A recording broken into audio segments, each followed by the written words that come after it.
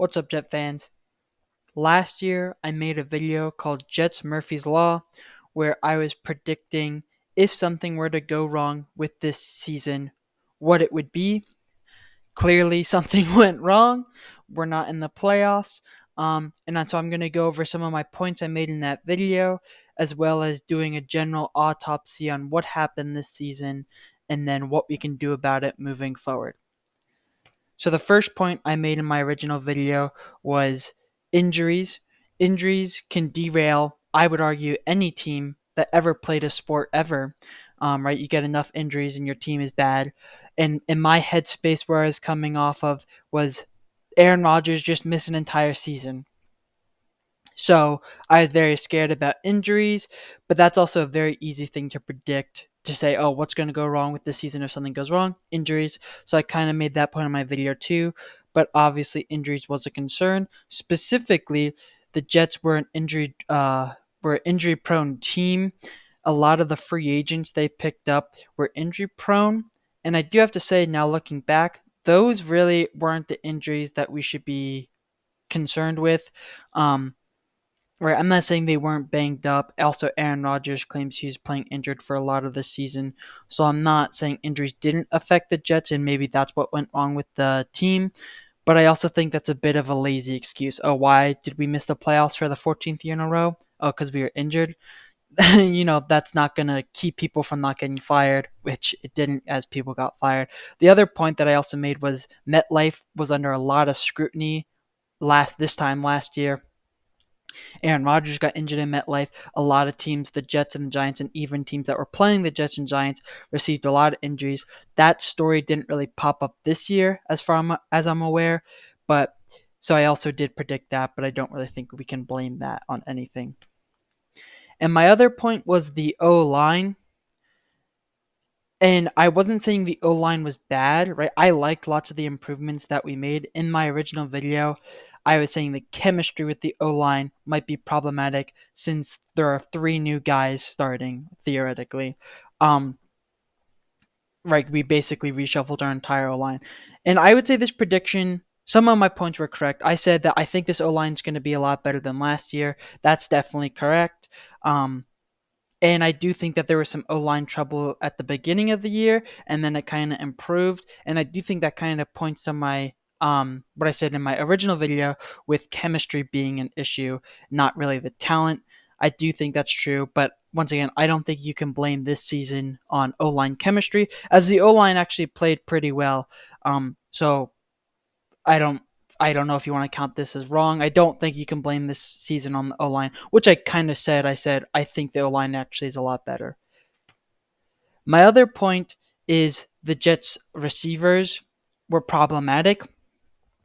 Um, the talent this year, and I do think that this is correct, as we traded for Devontae Adams in the middle of the season because we had so much receiver problem. And I basically said in my original video, you have Garrett Wilson, and that's kind of it. And that actually was a lot more true than I even thought because I was basically excusing Mike Williams because he was going to be injured for the first part of the season. And I thought he would come back and do something. He didn't do anything. And really, none of these receivers did too much. We did trade for Devontae Adams, who kind of helped the situation a lot. But I would say this prediction was correct. Aaron Rodgers was out there and he really only had one guy to throw to for a large part of the season, and then they got Devontae Adams, and it kind of forced it to him a little bit too much, I would argue. But yeah, so I definitely think this prediction was correct. The Jets' pass catchers were problematic, and maybe that's something we need to look forward to fixing. I think Garrett Wilson is an easy number one, but then who's next? Is Devontae Adams coming back? Is Aaron Rodgers coming back? We don't know. We'll get to that though in a little bit. And then another thing I pointed out as problematic was the Jets linebackers. I was looking at their depth chart and basically I recognized the name CJ Mosley and Quincy Williams, and that was about it. Um, and yeah, CJ Mosley got injured and Jermaine Sherwood had to take over. I'm no defensive scout or anything. Defense is a lot harder. You can't just look at the stats and see he's doing good. Um, but the people are saying Jermaine Sherwood did good, but CJ Mosley did get injured. He missed basically the entire season. Um, and I do think that that was a problem with he's a captain. Let's not forget he's one of the captains on the defense, if not the captain of the defense, um, as middle linebackers typically are. And he was injured for most of the season, and I do think that had a lot of problems for the Jets this year. Not pinning it solely on that one injury, right? But I do think that the the linebackers depth chart was problematic this year. And then finally, my last point was the Jets safeties. I said that I did not like their safety room, especially compared to um, the year before. And I'm once again, I'm not going to blame the entire season on the safeties. And what's interesting, there's four groups on the defense: the safeties, the linebackers, the cornerbacks, and the defensive line. And I would just, I'm no defensive scout, but just using the eyeball test, the sniff test, I actually think my predictions were a little off. I think that if you had to pick the two problematic positions, it would be the defensive line and the cornerbacks. Um, we have a lot of talent at cornerback, but the DJ Reed was just getting so unlucky, getting a lot of penalties that were like a little ticky tacky, I guess. And if Sauce Gardner did it, he would not get the penalty. So it was a little unfair just using the eyeball test. But I would say I think I was right on linebackers. I think we had some injury problems, which then made the depth chart a little bit weaker. But if I had to pick the two positions that were problematic, I would actually say the defensive line and the cornerbacks. So, not entirely correct there. But I also, at the end of my video, I said, let's make this image not cursed by having a great season. Well, that didn't happen, and this image is still pretty cursed. But now I'm done talking about what I said a year ago. Let's talk about now what went wrong with this season. Not necessarily using my predictions. Was I correct? Was I incorrect? There are two obvious answers for what went wrong, and one of them is the owner. Right, there was that big story about from the Athletic saying how the owner messed everything up. His son was making trades and vetoing trades because of Madden. That's not good. That, I'm sure, caused a lot of problems. But also, there's nothing you can do about the owner situation. He seems to love being an owner for the Jets, and specifically, his son loves being an owner for the Jets. So why would he sell the team and take this away from his son? I don't think he will. And, there's fans out there who say, oh, we can force Johnson to sell the team. Ask the Washington fans how that goes, right? Dan Snyder committed crimes. The federal government got involved. He basically allowed his stadium to fall apart. Never had to sell the team. Fans were trying to boycott the team and do all that. He never had to sell the team. It wasn't until he stole from Roger Goodell and the other NFL owners that he was finally forced to sell the team. So unless Woody Johnson is stealing from the NFL owners, I don't think there's anything we can do to force him to sell the team, and I don't think he's going to sell the team because his son seems to really love being involved in the team. So there's nothing we can do there, so let's just stop talking about it because it's going to make us all depressed a little. The other obvious answer that lots of people are saying is Aaron Rodgers kind of cost us this season. At the beginning of last year, we said all we need was average quarterback play, and we will be a playoff team because our defense is so good. Zach Wilson is not giving us average quarterback play. We need average quarterback play. And multiple-time MVP Aaron Rodgers, even off of an Achilles injury, should give us average quarterback play. And then we went 5-12, and no one thinks that he played even close to average quarterback play. I'm going to disagree with this thing that people are saying where it's Aaron Rodgers' fault. He's the reason we're 5-12, right? It's easy to pin everything on the quarterback. They're the man on. They're like the biggest star. They're the biggest name on the team. Specifically, Aaron Rodgers. Quarterback is the most important position in all of sports. But I really don't think you can just say, "Oh, Aaron Rodgers is why we're 5-12." I mean, here are some stats. He is top 10 in passing yards and passing touchdowns. I know that doesn't, give the whole picture of how a quarterback is playing, but I just don't think with these numbers you can say he's the reason we lost. Now, was he as good as I hoped? No, even though he's top 10 in these stats. He had a lot of interceptions, especially for him. He was forcing a lot of throws. So I'm not going to pretend like, oh, Aaron Rodgers is a top 10 quarterback in the NFL, even though that's what these stats are saying. I think these stats are misleading that, but I also don't think he was below average. I think he's around an average quarterback, and we went 5-12. So I don't think that you can pin this record on him, and I don't think that it's necessarily his fault that we're in this way. We don't know if he's coming back. That's kind of up to him, I'd say. He can choose to retire, and we just don't know as fans. We don't know what he's gonna do. But I'm gonna have to say I'm gonna disagree with the mainstream narrative that this season is Aaron Rodgers' fault. I really don't think that's true. Now, those are the two biggest obvious answers: the owner, because there was that big story, and then Aaron Rodgers, because he's the biggest star on the team. Another obvious answer, perhaps not as big, but something I really agree with, is the coach firing, or the coaching, I suppose, but specifically the coach firing. The Jets fired Robert Saleh after 5 games and promoted Jeff Ulbrich. And to me, this is my answer. This is why we went 5-12 and had such a disappointing season. Because I do not think we should have fired Robert Saleh. Is he some great coach? No, but he was consistent. He was the head coach of the offseason. And that's when you prepare for the entire season. And then they fired him very early into the season. And that is, I think, was not a good decision. There's speculation that it came from the owner, so once again, blaming the owner there. But I think that this is my reason. If I had to pin it down to one reason, it's because we fired Robert Saleh. And here are some stats that back me up on this. Robert Saleh went 2-3, and Jeff Ulbrich went 3-9. That's not very good. So Robert Saleh was 1 game away from being 500. In fact, he was 1 point away from being 500, as they lost to the Broncos by 1 point. Jeff Ulbrich also had a lot of close games that could have gone either way, including actually a 1 point game as well. But I think Robert Saleh, I'm not saying maybe they have fired him last offseason, sure, but he was the head coach going into the season. I think firing a head coach never leads to success, specifically that season.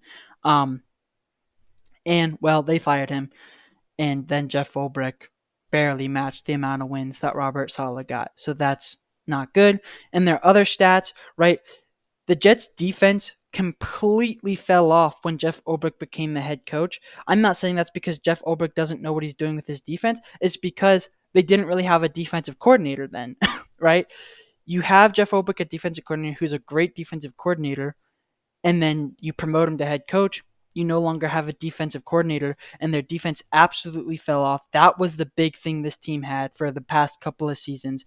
Robert Saleh and Jeff Ulbrich built a really great defense, and then Jeff Ulbrich has to focus on other things, and the defense suffers because of it. So once again, just firing Robert Saleh, not a good move. Hiring Jeff Ulbrich, probably not a good move. And then he is now no longer the defensive coordinator. Another poor move, all because you fired Robert Saleh. So once again, pinning it on one thing, if I had to, I'd say the firing Robert Saleh. The other thing I mentioned earlier in the video, C.J. Mosley getting injured. He's the leader of the defense. And he was 1-3. That's not really a big enough sample size for one individual player. But I do think there's a mentality thing. He's the leader. And we saw this in 2019 as well. When he got injured, the defense completely collapsed. He's the guy in the middle. He's the captain. And he's the veteran. And he gets injured. And then that causes a lot of problems for the defense. And so I think that, I would pin it to the firing Robert Saleh. But also there is something to be said that C.J. Mosley missing most of the season also hurt the Jets a lot too.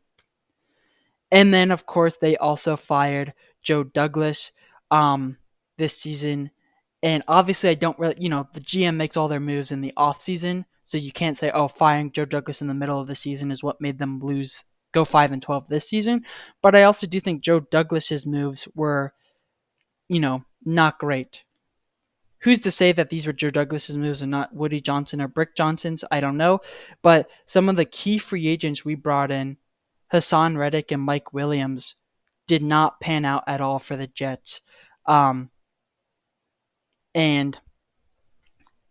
yeah, when you have two key free agents who don't really do anything, that's not very good. Hassan Reddick, I'm willing to be a little bit more lenient on Joe Douglas as I don't really know what happened there. No one really knows except for Hassan Reddick and Joe Douglas. But then once they traded for him, there was contract disputes and he didn't play for a while. When he was on the field, he was actually pretty good, but it just not a good free agent move. And then Mike Williams as well. He was injured and then he did nothing. They traded for Devontae Adams and they let him go. So once again, two key free agents that were not good, and their position suffered. The defensive line suffered because they made room for Hassan Reddick, and then Hassan Reddick barely played, and then Mike Williams, they thought he was going to be, I guess, the number 2 receiver, and then he didn't really do anything with the Jets. To 2 misses from Joe Douglas, I would say, is also another reason. Once again, if I had to pin it to one, I'd say the firing of Robert Saleh, but Joe Douglas making these bad moves also didn't help.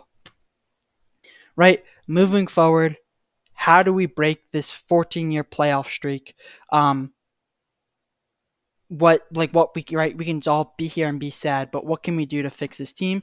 You can't force the owner to sell, but what else can we do? And I don't know, to be honest. Can we find a QB this year?